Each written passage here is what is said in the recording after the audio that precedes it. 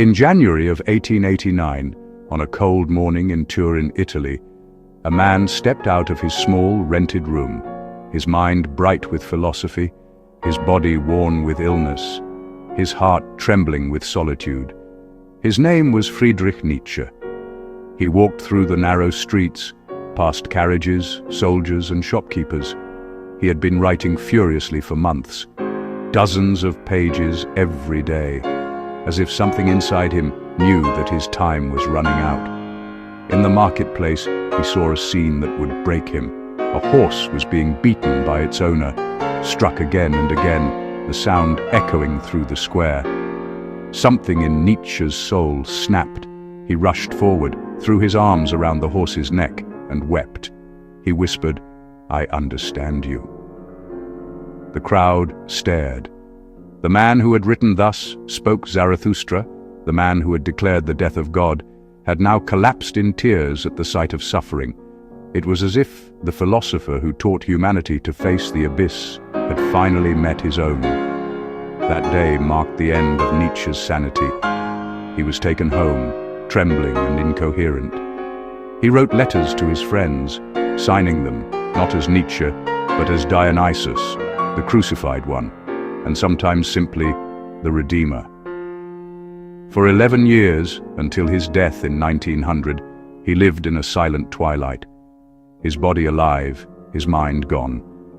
His mother cared for him first, then his sister. He no longer wrote, no longer spoke philosophy.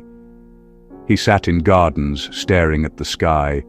The greatest mind of his age had fallen into silence. Philosophers have long debated what happened. Some say it was syphilis, a disease of the body. Others say it was a psychological collapse, the mind imploding under its own intensity. But those who read his final writings see something deeper, as if his intellect burned too brightly and consumed itself. Nietzsche had spent his life gazing into the abyss, and the abyss, as he once warned, had gazed back. Yet even in this tragedy, there is something strangely divine. When he embraced that horse, many saw madness, but perhaps it was compassion, pure and unbearable. The philosopher who taught strength was overwhelmed by empathy. The man who said God is dead wept like a saint at the suffering of an animal. Maybe in that moment he met the God he had declared dead, not in heaven, but in the pain of the world. Nietzsche's collapse was not a contradiction of his ideas, but their final revelation. He had always said that truth is dangerous, that to see too much of it can shatter the mind. Most people live behind comforting illusions. He refused to. He stripped away every layer until nothing was left but raw existence. And in that unbearable nakedness, his reason broke. He once wrote, "One must still have chaos in oneself to give birth to a dancing star." But he never warned what happens when the chaos devours the dancer. Nietzsche's chaos was not outside him. It was his own mind, raging with thought, burning with insight, refusing to rest. His life became a parable of his own philosophy. He faced the abyss without blinking. And though it destroyed him, his ideas survived, as if his collapse were the price for the birth of a new kind of wisdom. After his breakdown, his sister Elizabeth took control of his estate. She published his unfinished writings, some faithfully, others twisted to serve her political agendas. In time, his name would be misused by ideologues and tyrants. His words, ripped from their context, would be turned into weapons. Nietzsche, who despised nationalism and anti-Semitism, was later claimed by those very forces. It was one of history's cruelest ironies. Yet, even through the distortions, his real voice still speaks. A voice not of hate, but of courage. He taught that the highest calling of man is not to worship truth, but to create it. Not to follow meaning, but to give it. And that calling still remains. His life ended in silence, but his philosophy continues to speak to all who stand where he once stood, alone, trembling, yet unbroken before the void. Nietzsche's final years were like the last pages of a tragic symphony. Soft, slow, but filled with echoes of greatness. He died in 1900, at the dawn of a century that would prove him right. A century where gods would be replaced by ideologies, faith by fanaticism, and truth by propaganda. He had warned that when God dies, man must become his own creator, or destroy himself trying. And so, perhaps, Nietzsche was not a prophet of despair, but of warning, a voice crying out to the future, "Be careful what you do with the death of God." He once asked, "What, after all, are these churches now, if they are not the tombs and sepulchres of God?" And yet, in another sense, perhaps those tombs were also his own. For Nietzsche, too, became a kind of myth, a figure caught between prophet and madman, between philosopher and martyr. And from his silence, a new question arises, one that the next century and ours still struggle to answer. What comes after Nietzsche? What follows the death of God, the death of truth, and the death of the philosopher himself?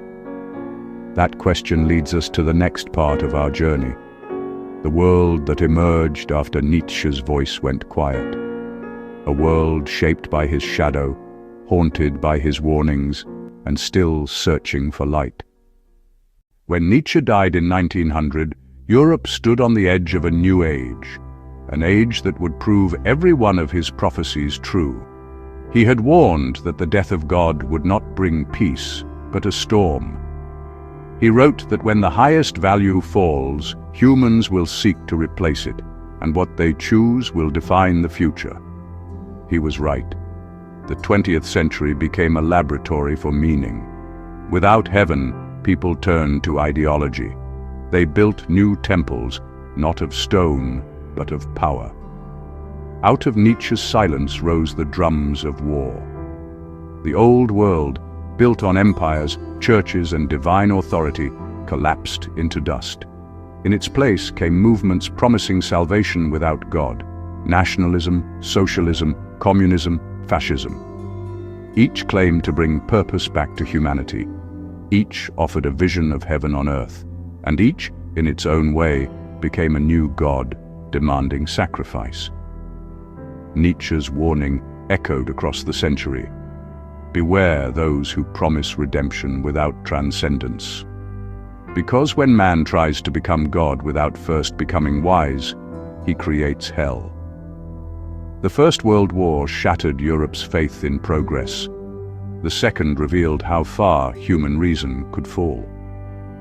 Auschwitz and Hiroshima became symbols of a truth Nietzsche had foreseen, that without a higher value, the will to power can become the will to destruction.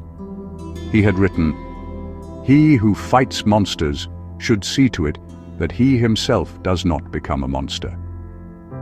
But in the 20th century, entire nations became monsters, believing they were saving the world. Ironically, Nietzsche's name was invoked by some of them.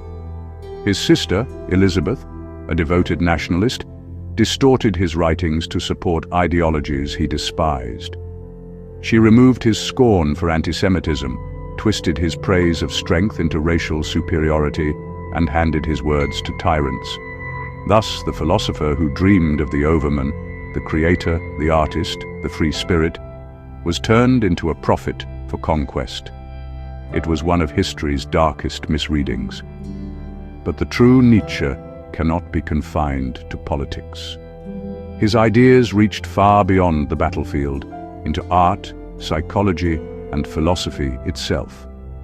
In the 20th century, existentialists like Sartre and Camus heard his cry against despair. They asked, "If life has no given meaning, can we create one?" Freud saw in Nietzsche's writings a precursor to psychoanalysis, the idea that reason is only the surface of the mind, and that beneath it lies the chaos of desire. Artists, poets, and musicians found in him a call to live dangerously, to break the boundaries of form and tradition. Even science felt his influence, as physicists began to discover that certainty itself was not as solid as it once seemed. And yet, through all this, Nietzsche remained a figure of unease, because to take him seriously is to question everything. He does not let you rest. He demands that you choose to become a creator of values or to live forever in the shadow of dead ones. He offers no middle ground. In that way, Nietzsche was not the end of philosophy. He was its renewal, a voice that forced every thinker after him to start again from nothing. The aftermath of Nietzsche's thought is the world we live in today, a world of unprecedented freedom and unprecedented confusion. We have escaped the gods, but not our need for them. We have conquered the earth, but not our own minds. We speak of tolerance and reason, yet drown in outrage and noise. This too Nietzsche predicted, a time when humanity, no longer believing in absolutes, would oscillate endlessly between meaning and distraction. He foresaw the age of anxiety, the endless scrolling, the digital marketplace where everyone preaches and no one listens. It is the modern version of the Madman's square, the lantern still burning, but no one watching. And yet, amid the noise, his challenge still stands. Can we create meaning without illusion? Can we live not as consumers of life, but as artists of it? Can we love the world, not because it comforts us, but because it is ours to shape? That, my friend, is the aftermath of Nietzsche, a choice placed in every human soul. He once wrote, "The secret of harvesting from existence the greatest fruitfulness and the greatest enjoyment is to live dangerously." To him, this did not mean recklessness. It meant courage. The courage to risk being misunderstood, to seek truth without certainty, to stand alone if necessary. That courage, Nietzsche believed, is the foundation of the future. Because while the 20th century proved his warnings, the 21st will decide whether we learn from them. Perhaps Nietzsche's greatest legacy is not his philosophy, but his question, the one that still haunts humanity. If God is dead, and truth is relative, and meaning must be made, who then shall we become? That is the question we must answer in every generation. Nietzsche gave us no solution. He gave us something harder, the responsibility to find one. The aftermath of Nietzsche is the dawn of self-creation. His madness ended his life, but his courage began a new era of thought. And in that courage lies his redemption, because the man who broke under truth was also the man who refused to live without it. And through that refusal, he became what he always dreamed, a creator, not of doctrines but of possibilities. From his ashes rose a new question, the one that defines the modern age. Can humanity live without God and still remain humane? That question leads us toward the final reflections of this journey, the shadow that still lingers and the light that might yet emerge. More than a century has passed since Nietzsche's death. Yet his prophecy, the death of God, still hangs over us like a dark mirror. We thought the storm had passed. We built skyscrapers where cathedrals once stood. We filled the heavens with satellites instead of angels. We replaced prayer with progress and faith with information. But listen closely. Beneath the noise of the modern world, the silence of God still echoes. Nietzsche's shadow has returned, not as a ghost from the past, but as the question that defines our age. He had warned that after the death of God, humanity would wander like planets unchained from the sun, bright, fast, and lost. And that is exactly what we have become. We have more knowledge than any generation before us, but less certainty than any in history. We are connected to everyone, and yet deeply alone. Our machines speak faster than our souls. Our words travel farther than our understanding. We have conquered the external world and neglected the inner one. This, my friend, is the world of Nietzsche's after God, a world not of darkness, but of blinding light, a light so constant that we can no longer see what matters. He foresaw the coming of what he called the herd man, the being who seeks comfort above all else, who avoids suffering and calls it virtue. Look around, and you will find him everywhere, scrolling endlessly, seeking distraction, fearing silence. The herd man does not ask, "What is true?" He asks, "What is trending?" Nietzsche warned that when comfort becomes our highest good, we lose the capacity for greatness. We forget how to struggle, how to strive, how to live dangerously.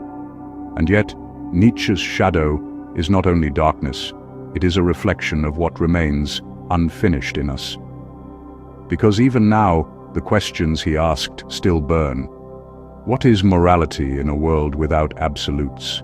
What is truth when every voice competes for attention? What is meaning when algorithms decide what we see?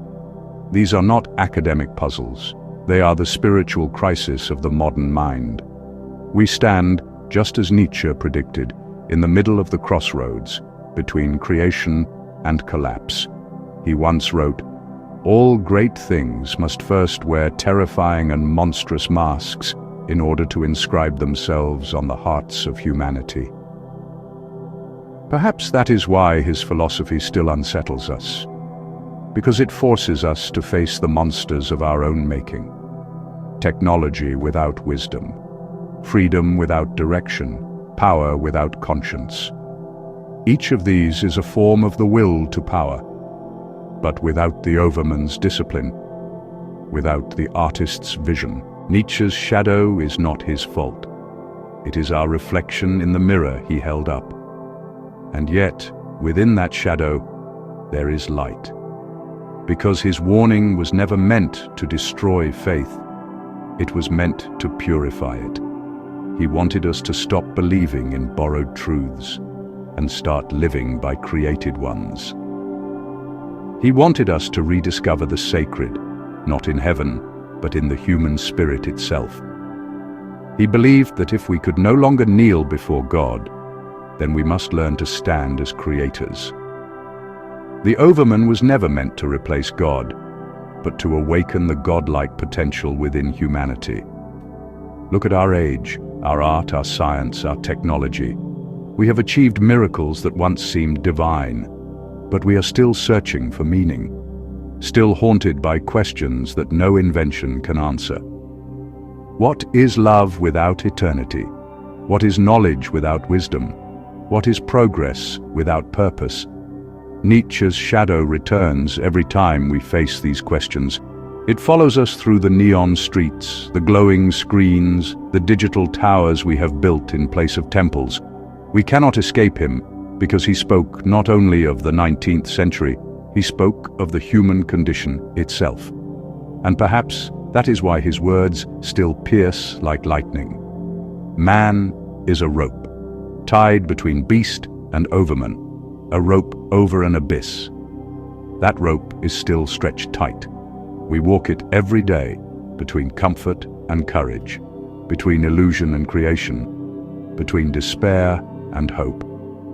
And beneath us still yawns the abyss, the temptation to give up, to drift, to forget what it means to be alive. Nietzsche's shadow returns not to curse us, but to remind us that we are not finished. The same fire that burned in his words still burns in us. The will to power, the love of fate, the courage to say yes to life without asking permission from heaven. That is why this story does not end in darkness. The shadow that returns is also the dawn that approaches. Because to confront Nietzsche's ideas is not to lose faith, but to transform it, from belief in gods to belief in the divine potential of the human spirit. He once wrote, "One must still have chaos in oneself to give birth to a dancing star." And perhaps, after all the centuries of chaos, we are finally ready to give birth to that star.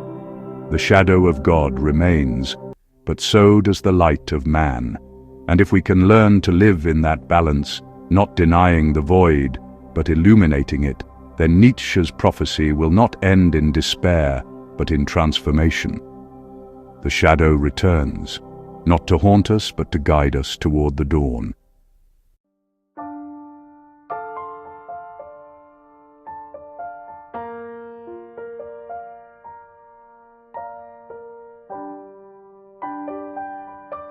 The shadow fades, but not the lesson. Every end of thought is the beginning of reflection. In our final chronicle, we return to the classroom, not of stone, but of mind, where philosophy becomes reflection, and reflection becomes life.